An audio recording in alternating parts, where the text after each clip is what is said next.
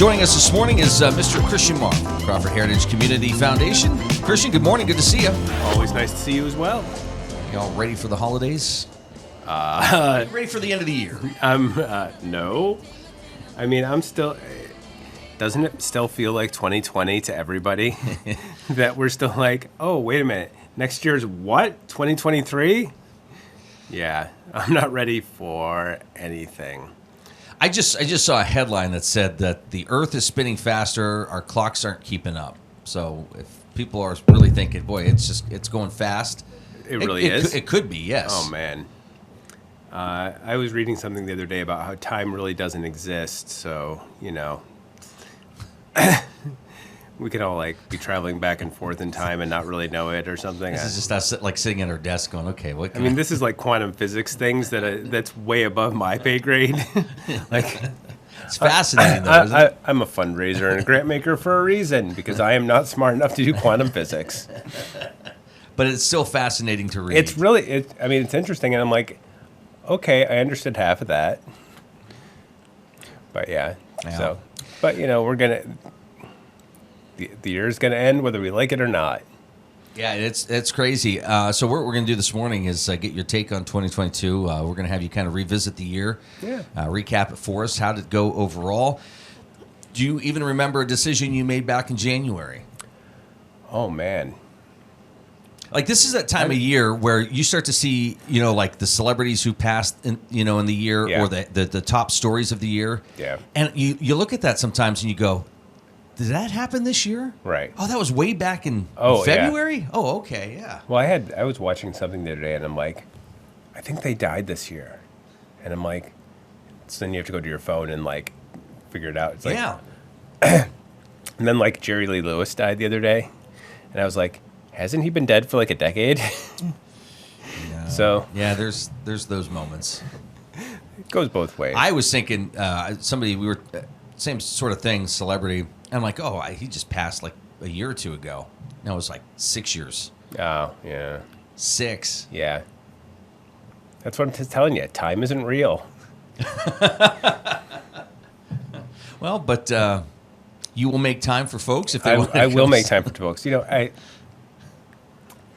so much of what I do is waiting for the right time. You know, people... like you and I are young-ish. I add the ish in there. And, you know, we're in the wealth accrual stage of our lives. And so a lot of people that I work with are in the wealth disbursement stage of their lives. They have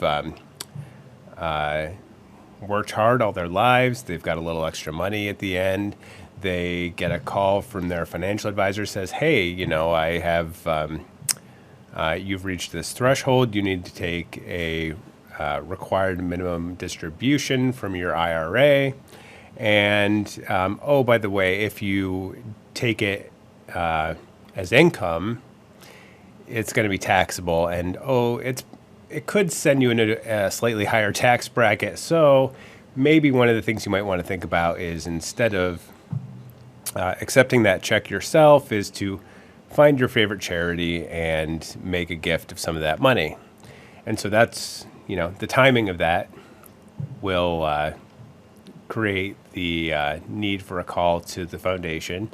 And somebody will call up and say, hey, you know, and this just happened to us last week where I had somebody say, you know, we had this thing come in. And actually what they said to me is, we want to do one of those Dick's In things. And Dick and his wife... started a fund last year with us, and so I'm like, oh, so that's what we're calling it now. And so that a lot of how things work in this world is, you know, people see their friends and neighbors do something cool and interesting with their philanthropic giving, and they're like, oh, hey, you know what? I could do that. And so, you know, you get the call from your advisor. They're like, here, you got this money, and you're like, oh gosh, what do I do? And they're like, oh, my neighbor did this thing. I'll call Christian at the foundation and we'll figure it out. So that's exactly what we're doing right now is, you know, with a couple people is trying to figure out that year-end giving. When people are doing that, are there steps that they should follow? Like step one, should they have a will in place or? Oh yeah. what are those things that they really should have before they see you, or maybe they're going to discover this as they're talking to you? So some of it comes in different waves. Like sometimes people want their will just to take care of their family and the kids and make sure that, all of their bills are paid off. And so they'll instead use the IRA or life insurance policy that's kind of outside the will and the rest of the estate plan, and they'll use that to achieve their charitable giving goals. And the great thing about the IRA is that it avoids the probate process. So if, I met with people last month who designated us as a beneficiary of an IRA. They're not giving us their minimum distributions every year yet, but they've designated us that at the time that they pass, any money that's left in that IRA will go directly to us. And so a lot of people go at it that way. And so some people start with that IRA piece. Like that's how I've started my charitable giving because I'm younger and I'm still in that wealth accrual stage of life. And you can change that beneficiary at any time. So if the charity that I've got listed on my IRA displeases me at some point and isn't doing the mission that I signed up for, if they have a change of leadership and I'm like, I don't like the direction you're going. You used to be about X and now you're about Y. I can change that. And so, and as young as I am, which is still not super young, I still have time that I can change those things. I already have, my will and everything all set up, but that will came after I had done the IRA beneficiaries. So, but sometimes people start with the will and, start to think about where they want to give. And a whole heck of a lot of people don't even think about where they want to give until they come in and talk. And it's like, well, I have a lot and then they like to throw the ideas off you, which is great because we at the foundation have a really good idea of, at least locally, what the organizations are and what they're doing. And we can talk to you in more general terms about national organizations. So, your alma mater, if, you went to college at Harvard and you want to add to their prolific nest egg, we can help you do that. And, we try to keep up on the trends and things in philanthropy. So we try to be able to answer questions. If somebody's like, hey, I am really passionate about books and I want to make sure that all the libraries have physical books, and because I'm an app book reader. It's rare that I get a physical book anymore. Mm-hmm. But if they're like, no, I want to make sure that there are physical books in the library, we can figure out a way to create an endowment that helps libraries buy books, which I imagine probably will always be a thing, like physical books maybe. Yeah. Who knows? Who knows? But the other great thing about a community foundation is that money, if it's put towards physical books and someday the printing press is gone and it's all on some sort of embedded microchip in your brain, we'll have the ability to use our variance power to buy people the books that go in their brain. Nice. So, we don't know now what's going to be around in 100 years, but whoever's running the foundation in 100 years, they'll have the ability to look at the landscape and say, oh, hey, this is how that money should be used. It could be you in computer form for that stage. You could have the Christian AI? Yes. That'd be fancy. It would be like Professor Falcon and the War Games computer. I predicted this 100 years ago on a TV program. Oh, man. But no, I think that's great for people to understand that it's adaptable. That it just doesn't. I mean, I don't know, that might be a little easy. No, that's exactly it.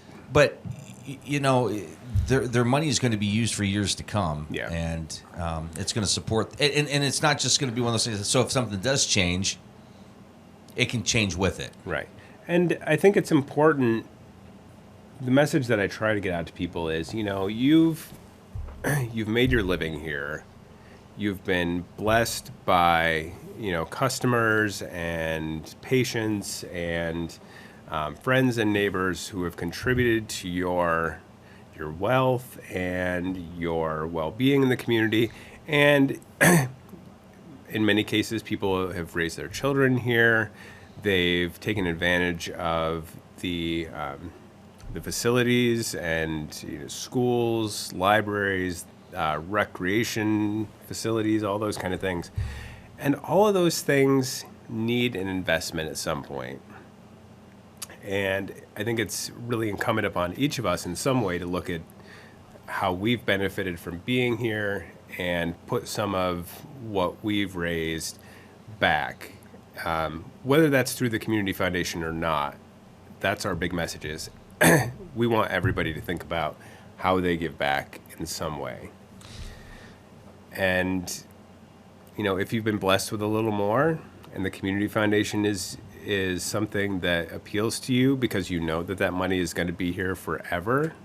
So, 10, 50, 100 years from now, Titusville or Conneautville or Springboro or wherever you live is still benefiting from that money. Great. Like, we want to help you achieve that goal. You're watching the Morning Drill on Stream Television and on Armstrong's Neighborhood Channel and listening to it on the Allegheny News Talk Sports Network. Christian Maher joining us from the Crawford Heritage Community Foundation. I would imagine you've had conversations, and this would be another reason why it would be good for people to sit down with you, where maybe in the midst of the conversation they say, I really don't know, what my interests are. I know I would like to give the foundation money.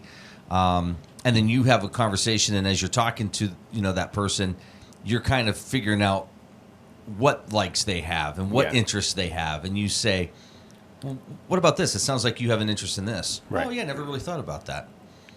And sometimes people remember organizations for what they used to be 10, 20, 30 years ago, and grants have changed, and who runs certain programs changes, and sometimes, the mission of the organization has differed from what they have in their memory.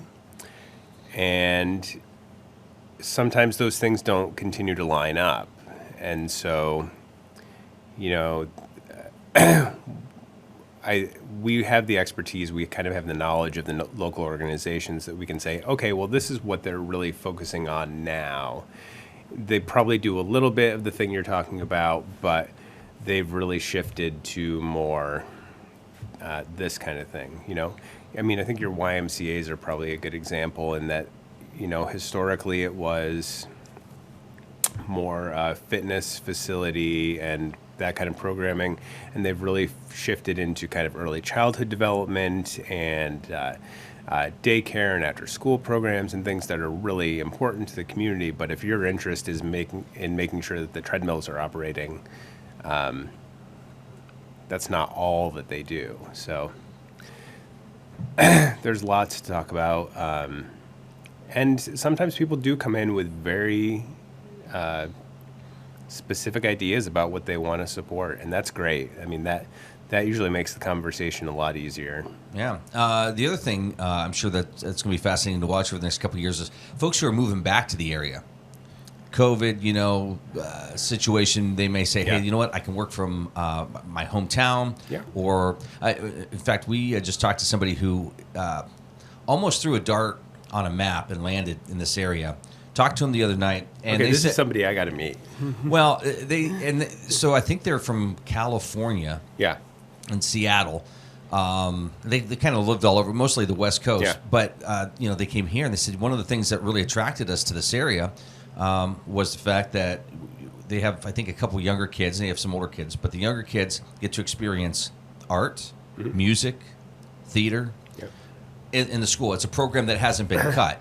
And the natural resources of this area, we had one of our speakers at the Community Foundation conference that I was at last week was from South Florida and talking about all their goals. And I was like, the cynic in me was like, well, your area of the country isn't even going to be there in 15, 20 years. You're going to be underwater. Wow. Which again, I'm very cynical sometimes, and I'm like, but you can send all your folks up here. We need them to work in our factories and in our hospitals and things like that. We've got plenty of room for them. We've got lots of houses. Like, cost of living's great. The environment's great. We've got plenty of water. Like, there's a lot going on here that I think it's a really worthwhile place to relocate to. Well, and I think what I'm trying to say too is these folks are moving back. Yeah. They're coming back excited to live here again and to be part of it and to do something. Yeah. You know, those folks are also hopefully going to have some money to say, hey, you know what? I want to make sure that this is here for my kids and their kids. So. Right. Because they've already demonstrated an amount of engagement and a desire. And I think that's a lot of it. Like, a lot of people have, I mean, it's in our name, you have a desire for community. People... You want good neighbors. You want friends and people that you can hang out with. You want vibrant. You want vibrant community. Really, is what it comes down to. We were talking that you and I tend to be homebodies sometimes, and sometimes you just want to like hibernate and curl up. But when you're in the mood and you want to go out and you want to see people and you want to chat and get to know like interesting, cool people. They're out there. They're out there, yeah. So, all right. How would you describe 2022? I think 2022 has really just been the figuring out what our new world's going to be like. It's that new normal trite nonsense. But it's true because, we've gone through almost 3 years now of this pandemic thing that's really altered how we kind of look at the world, how we interact, and so we're trying to kind of figure that out. Is getting back to taking people out to lunch, which I love to do. Just those human interactions are just so important to me. So trying to get that done, and also we at the foundation, we're growing a lot, so. Trying to figure out, okay, well, what do we want to be now that we're kind of grown up? We'll actually celebrate our 25th anniversary, I think, here in a couple weeks. Oh, wow. Yeah. So I know it feels very adult. So it's really, that transition from, we were just starting out to now like, oh, we're an adolescent, and now like, oh, we're an adult, and we're like, we know what we're doing. We're talking. And there's a solid track record, too. Exactly. So. All right. So what are you looking forward to in 2023? 2023, I'm looking for us hiring a little help, training somebody to help take some of the load off of me so that I can do a lot more of that outreach kind of work.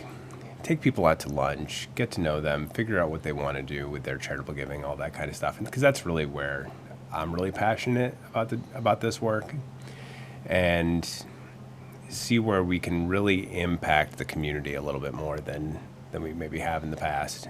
Well, you're gonna be, grants, and scholarships, and all that stuff's gonna be.